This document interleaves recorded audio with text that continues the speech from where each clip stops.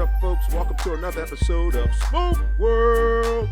It's your host, Stone. So sit back, grab your favorite cigar, grab a glass or whatever you're going to drink, and let's chill and have a conversation. You can follow me on Instagram at SmokeWorld50. And guess what, folks? We have Gmail, SmokeWorld50 at gmail.com. Let me know what's going on with you. Give me some feedback. Let me know what you want to hear, what you don't want to hear. Let's go from there. Also, a special shout out going to my brothers and sisters listening to me in Russia. Моим другом спасибо. Добро пожаловать. Пожалуйста, будьте как дома. We appreciate you listening over there, showing some love on Smoke World. Folks, let's just get back, chill, relax. Yo, another shout out has to go out to the healthcare workers, first responders. All those on the front line doing it, making things happen. So what's up, folks? How you doing? What's going on with you? We're moving to another phase as far as we're going to start opening things up a little bit. As far as the businesses and, the lounges, the liquor stores in Pennsylvania are thinking about doing some things. But Philadelphia, you're not on the list. Unfortunately, you got too many cases. You're not on the list. Let's talk about the Netflix films. All right, the 3 top Netflix films I think that I want to share with you. Number 1, Extraction. Now, Extraction is a action movie. Basically, they hire a mercenary to recover a drug lord's kidnapped kid. Action-packed throughout. Another movie, Money Heist. Now, Money Heist starts off very slow, but it gets good. Trust me, folks. Stick with it. The beginning, kind of drags. You know what I mean? Like, okay, is this going to be worth it? But yeah, it's a good film. And the other film, if you're not doing anything, Hip Hop Evolution. Takes you back to the hip hop. Excellent. Bring back all the memories. You find out some stuff maybe you didn't even know. So it's definitely something you definitely want to check out. Those are my top 3 for right now. Again, let's look at some of the other things that we're talking about right now, what's going on. Again, I mentioned phase 1, phase 2. These are the phases that the states and terms they're utilizing to move forward with reopening some of the businesses here in across the country. So phase 1, obviously, for different states, meaning that certain places, certain retail stores, jewelry places, clothing stores are capable of opening up with the proper social distancing and things of that nature. So with that being the case, let's think about our lounges, the places that we like to frequent, the lounge, the bars. What would this look like on the other side?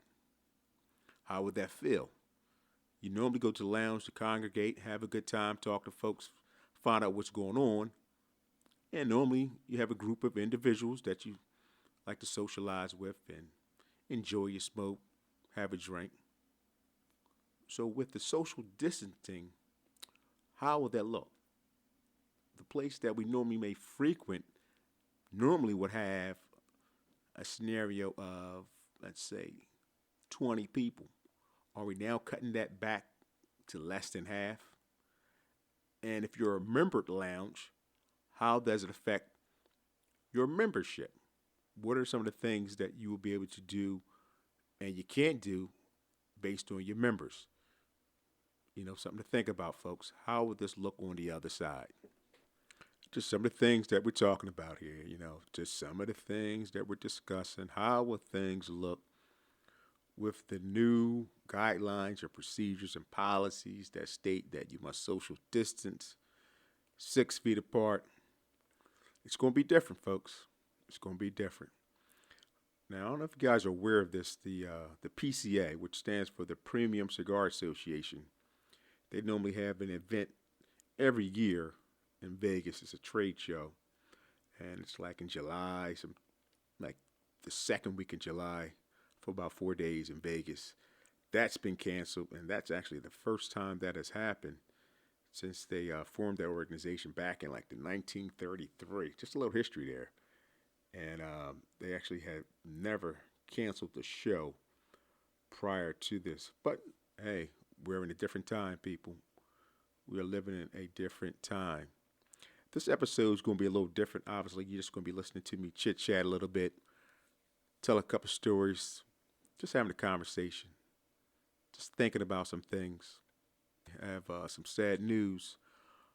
One of our brothers and sisters of the Leaf, Beth, one of the people we smoke with, Jake's wife, has passed away. Unfortunately, we just discovered that. My condolences and prayers go out to that family. Folks, this is what I'm saying, that, tomorrow's not promised. We're living in a different era. We're going through a pandemic, something that we never experienced in our lifetime. So, you just want to sit back, reflect, and tell those you do love, you know what I mean? Let them know you love them. Life is short. Can't sit back and think and have regrets. We bickering with politics, the Democrats against the Republicans. It's time to stop all that nonsense. We all humans, okay? We all bleed the same way, put our pants on the same way. So, it's just those type of moments that we're in now kind of gives you the option to reflect on what's going on in life. So you just want to take that moment, again, tell a friend, call your family members that you haven't talked to in a while, maybe reach out to them, let them know, hey, I'm thinking about you. I hope you're doing great. I hope you're doing fine. Love you. It's that type of thing, folks. I tell you, I'm going to be all over the place a little bit today. It's just a conversation, just my thoughts. Another thing that we want to keep in mind as the businesses start to open, you want to keep in mind the brick and mortar cigar lounges, the wine, spirit stores, that you want to support these businesses and establishments because it's very important. They're the backbone. They're the family businesses that, keep us rolling prior to the internet. Now, I understand we all been buying cigars off the internet based on the fact by default. That's just how it is. We haven't had the opportunity really to hit a lot of these stores or our favorite cigar shops, but now things are starting to open back up again. Again, support the brick and mortar store. Support the brick and mortar store. It's essential because, again, that's where we go to congregate, enjoy ourselves, relax after a hard week. So don't forget to support the brick and mortar stores. That reminds me, I grew up in Philly. Speaking of stores, man, we had a store in every corner. We had the corner store, we had the Spanish store, and I'm going to explain that to you before somebody say the Spanish store. Yeah, the corner store was at the corner of my block, and coincidentally, they were Spanish. The store that was around the corner that we called the Spanish store, they were Spanish also, but they was around the corner. Don't ask me how we came up with these names. I couldn't even tell you. But that just brings up memories growing up in Philly. We had a store on every corner. We had a place we go get cheesesteaks, hoagies at Ed's Pizza House, right there on 9th and Loudoun. The best cheesesteaks, pizzas, burgers, hoagies. We even had a meat market. A meat market. That's right. Right in the hood. Myers Meat Market. Right there, 11th and Loudoun. So all your fresh meats, chicken, your pork, beef. Yeah, that's chicken. Yeah, I know. Mind your business. Lamb. Not too many people back in the day that I recall was into lamb when we was growing up. I just don't remember folks doing the lamb thing. But, we was poor, so we just basically had chicken and bacon. You get whatever we could afford. And Fatback. Y'all remember Fatback? That crap was salty as hell. Like, what was that exactly? Fatback. A salty piece of meat put in a pan, just salt. Used to have some banging wings. Spot was called Phil's Grill. Banging wings. So for all my Loganites that's listening, we're going back. Memory Lane. Hassan's Arcade. We had an arcade in our neighborhood. We wasn't doing too bad to be in the hood. We had nice little stores, but, as things started to move forward, a lot of these places disappeared. That's just how it was. That reminds me, too, man. I got a story for you. Growing up in Philly, you know what I mean? We had about at least 10 to 15 kids on our block. That's one thing they don't have right now. You know what I mean? With these developments you live in and these neighborhoods, it's not the same camaraderie. You don't have the same friends. You know what I mean? Kids, we went outside as kids. We stayed out all day, come back stinking. Underarms stink, your breath stink, your body stink, clothes stink, everything stink. Your mother telling you smell like outside. You didn't know what that meant until you started having kids. Like, you smell like you was out. You smell like outside. And you thought, huh? I smell like outside. You ain't know what that meant. Got some kids now? Yeah. Now you know what outside smells like. But this brings back a memory. I know there was one kid named Stanley. We was all out there. They was actually all out playing. I was taking a nap. I'm like 13. What am I doing taking a nap at 13? It is what it is. A rare occasion. You know, I get right on up. When you're a kid, you know what I mean? When you get up, you run right outside. Not now. You got to make sure your face and your hair looks right and all that. As a kid, you ain't worried about all that. Got up, ran outside, and they was playing a game. I don't know what kind of game they was playing. Wasn't no hide and go seek. It was something. I don't remember what it was. But nonetheless, I just got out there. Kid named Stanley. And I'm out there by 3 minutes. I see Stanley. He runs up to his dad's house. Goes to his dad. Now they outside because we have big porches in Philly and Logan. So he runs. He's talking to his dad about something. You know. Again, I don't know what's going on. I just woke up. I just got outside. He's pointing at me now. I'm looking. I'm like, okay. He's across the street. He comes over to me now. Remember, I just got up. Maybe it's 4 minutes now. I've been outside 4 minutes. Don't know what's going on. Don't care to know what's going on. So Stanley comes up to me and says, yo, why you push me? Yeah, you remember those days. Why you push me? Yeah, push me again type thing. Yeah. I look at him like, yo, man, what you talking about? I just came outside. I was asleep.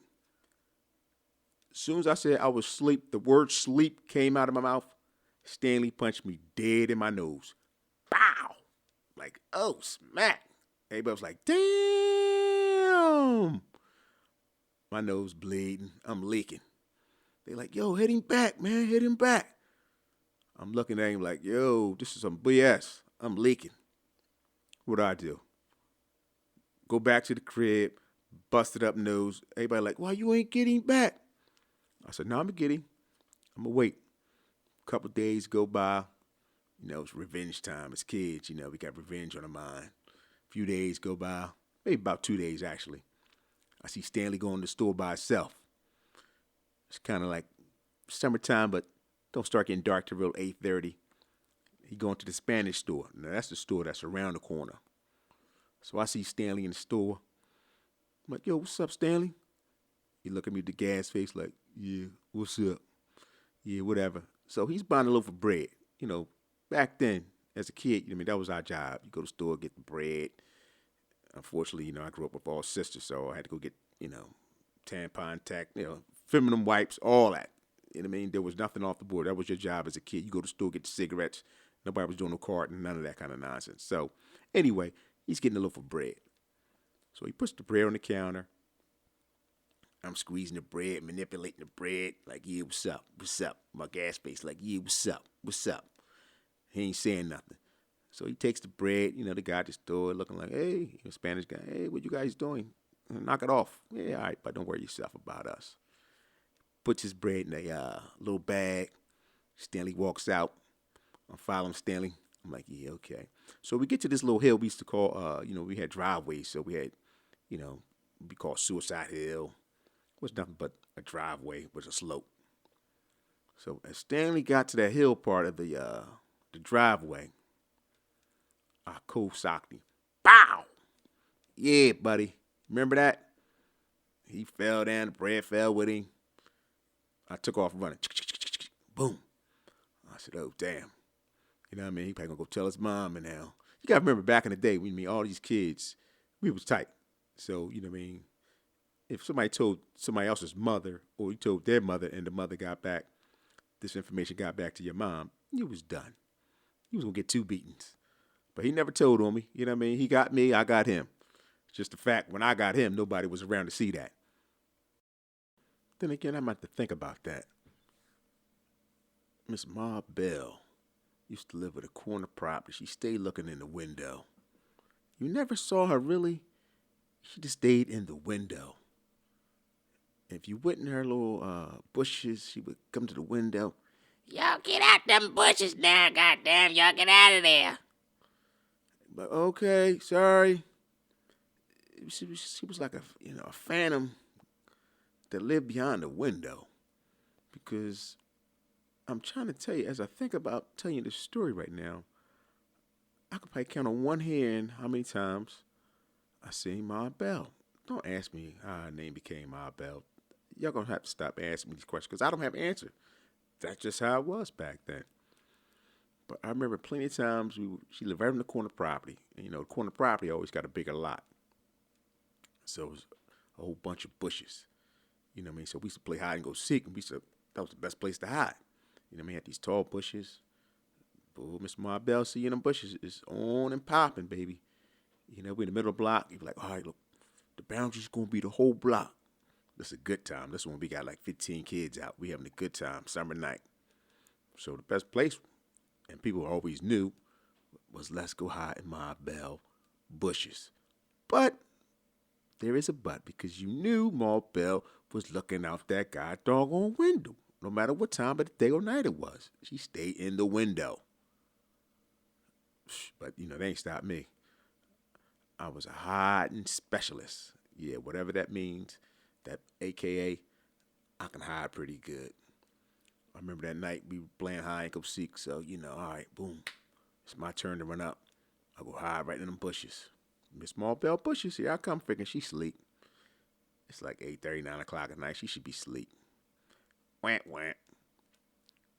Next thing I know, I'm getting dug in deep. I'm laying on the ground. Back then you didn't really care about getting dirty. So, I'm really down in the bushes. And all here is, God damn it, didn't I tell y'all to stay out of my yard? Get the hell from out of there.